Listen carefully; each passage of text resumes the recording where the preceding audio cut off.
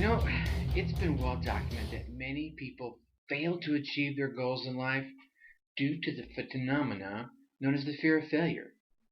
But are you aware that one of the major factors, and it's often overlooked, is the state known as the fear of success? Hey, welcome to another episode of Your Success at Last. It's me, Tracy Brinkman, Tracy the Ace Brinkman, and I'm here to talk to you today about the fear of success. Before we go there, let's ask today's question.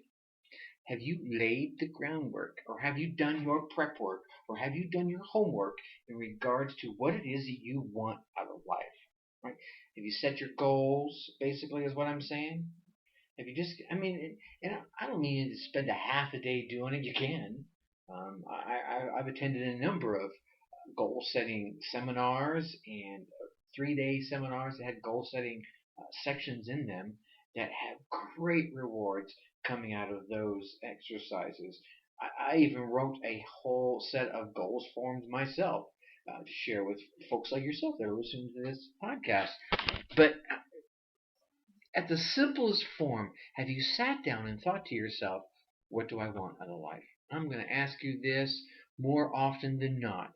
Sit down after this podcast, sometime today, sometime over the weekend, after the football game, before the football game, while you're waiting for it to start, whatever's going on, with a piece of paper or your iPad or your laptop or even your cell phone, and write down the things you want. What are the top 5 things that you want out of life? And these could be things that you want in the next week, the next month, the next year, or between now and the end that you die. Okay? Now, some of the things that are keeping you from getting that are what I mentioned earlier, the fear of failure. We all know about that one. It's very talked about. It's well documented. It keeps us from things. And the fear of failure will lead you and anybody else into inertia. This is the inability to make a decision or take action in order because afraid they're going to receive rejection or have negative results or negative outcomes from whatever it is that they try. See, this mental state is it's fairly easy to identify, right? And there are a whole slew of personal development tools out there in the world online that will help you combat this plague and even help you reprogram your mind for success. However, what we're going to talk about today, the fear of success, it's a little more subtle. It's a little harder to spot, and it's even harder to eradicate. All right? So, perhaps you have this tendency in your life. You think so? It's possible. I know I did. And in some areas, if I'm not careful, I still can. And let me share with you some of the indications that you may have a fear of success mentality. Okay? You spend time studying and implementing self improvement or personal development techniques or tools, but your life doesn't get any better. Heck, it may even get a little worse. All right? Another one is you'll settle for less, even though you feel you deserve and are capable of achieving more. That's another one. Here's another one. You start projects all full of enthusiasm and you're optimistic about them, but then your efforts kind of wane and you stop short before you've completed them. It could be 5 weeks, it could be 5 days, it could be 5 years. It's just not done. And the next one is you expect things to go wrong, no matter how well the situation appears from the start or at the moment. You just think it's going to go wrong. But these are some of the things. Can you identify any of those patterns in your own behaviors? Can you nod your head yes to any of those statements I just kind of made? Yeah, okay, well then you might have, you probably do, a fear of success. All right? This can make you behave in ways that literally hold you back. Now I want to talk about a few of the things that the fear of success kind of causes you to do so that you can fight against them. Number one, the king of the rock pile on this one is procrastination. Putting off what needs to be done or not doing what you know is going to bring you closer to your dream, desire, or goal. See, everyone suffers from this inner demon at some point in their lives. Thing is, a few of us suffer a little bit more than others. Yeah, you know what I'm saying? I'm not talking about you. I'm talking about that guy next to you. right? In the next car, right? Okay. Um, See, procrastination, yeah, it's a success killer. How can you expect to reach your destination if you won't even take a step towards it? Heck, you won't even get your butt up out of the chair, off the couch, out in front of the TV to stand on your feet to take a step. You got to strive to do little things each and every day that will bring you little steps closer to your goal. This is why having a personal development plan or even a coach is an essential ingredient to your fight against procrastination. I'm not here pitching any kind of service to say, hey, call me up as a coach. I know I do that, but that's not what I'm saying. I'm saying if you have your own personal development plan, you have the first ingredient. Then take action. Right? Like I always say when I sign off, think successfully and take action. Take action, any action, little action, big action, medium action. Refine your steps as you go along. But please, please do not sit there on your duff and do nothing. That's what you get. Taking action is one of the key aspects in personal development, in self improvement, in becoming successful, in having a successful relationship, in building a business, in anything in your life. All right? Now, the next one after procrastination is you can't see the forest for the trees. We've all heard this one. It's kind of the opposite of procrastination, but it has a lot of the same effects when it comes to everything your self improvement, your personal development, your relationships, your business, right? Your career. See, can't see the forest for the trees. It's a well known saying, right? We've all heard it at least once in our lifetimes, all right? Unless you're a newborn babe. But if you really sat down and thought about it, given it a little consideration, see, I don't want you to get caught up in your plan, believing that that is the most important, more so than realizing your goal. See, for many years, many moons ago, right, I got caught up in this trap. I was planning and planning and planning.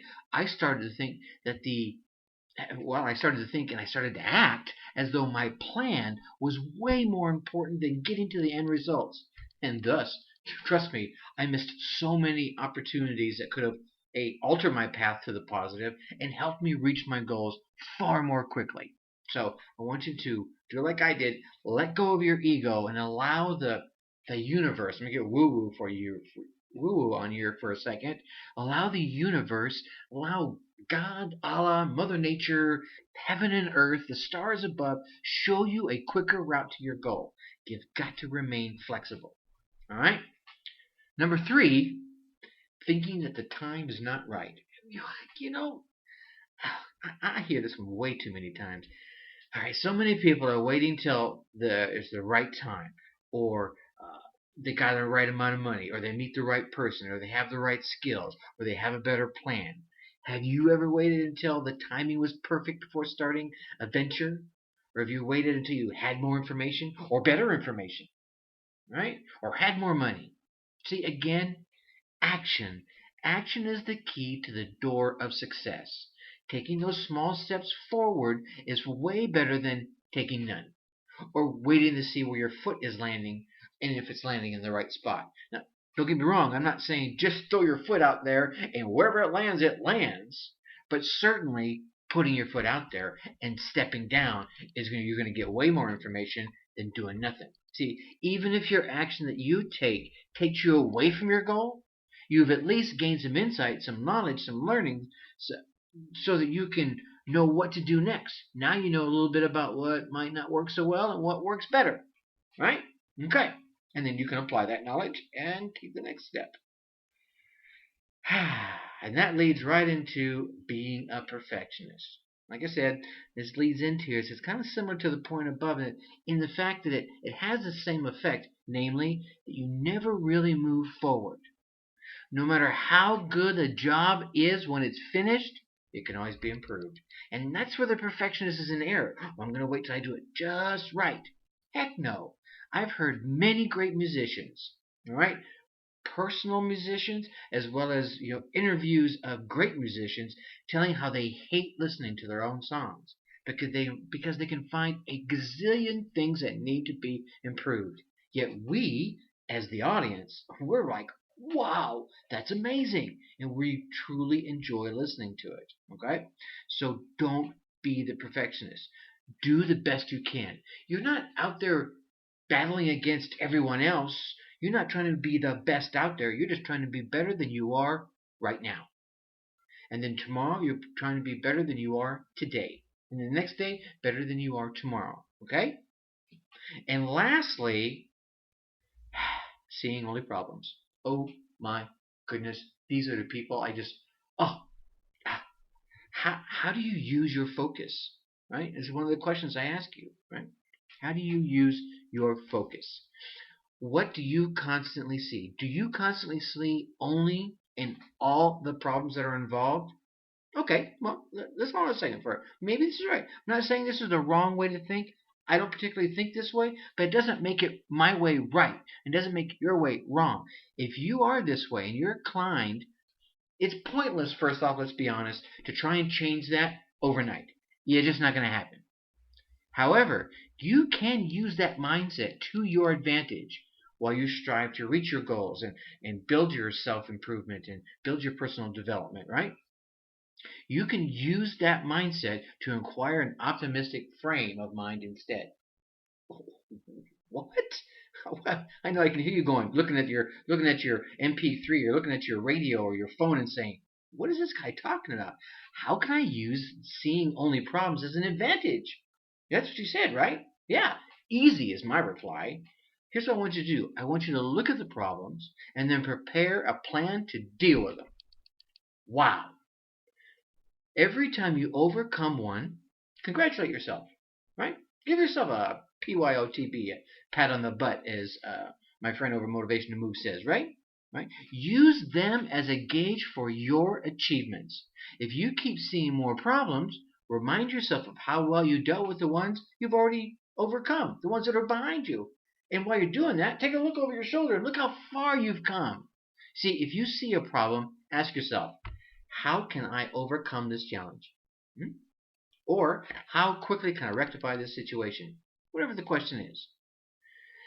See, the quality of the questions are as important as the answers that you're going to get. I want you to use the problems as fact finders. First off, let's ask the questions of, is this a real problem now? If so, build a plan and deal with it. Is this a potential problem? If so, create a contingency plan in case it turns into a real problem. That way you're not caught and you're prepared.